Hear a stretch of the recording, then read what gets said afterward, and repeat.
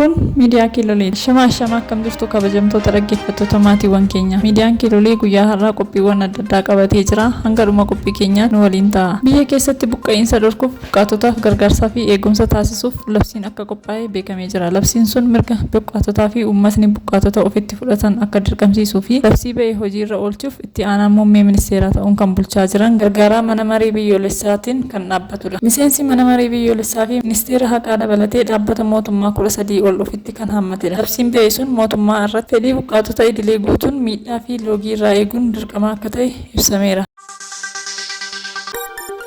Kooriyaan kibbaa Itoophiyaatti deeggarsa namoomaaf kutaalee hawaasaa garaagaraaf kan oolu deeggarsa dabalataa doolaara miliyoona 1.5 taasisti. Deeggarsichas karaa sagantaa nyaata addunyaa waldaa qaxxaamura diimaa addunyaa dhaabbata gargaarsa daa'immanii fi mana marii mirgoota namoomaa dhaabbata mootummoota gamtoomaniitiin taasisuun eerameera. Kooriyaan kibbaa Itoophiyaatti lammiilee deeggarsa barbaadaniif deeggarsa barbaachisaa taasisuuf mootummaa Itoophiyaa waliin walta'iinsa hojjechuuf kutannoo qabaachuu ibsaniiru. Itoophiyaatti dhaabbilee deeggarsa namoomaa rabsaa jiran waliin qindoominaan akka hojjettu ibsu.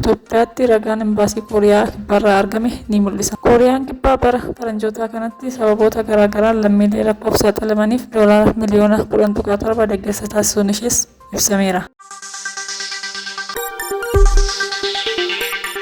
Biyya waraanaan walgolaa jirtu Sudaan keessatti xiyyaarri kufee caccabuusaa dhaga'ameera.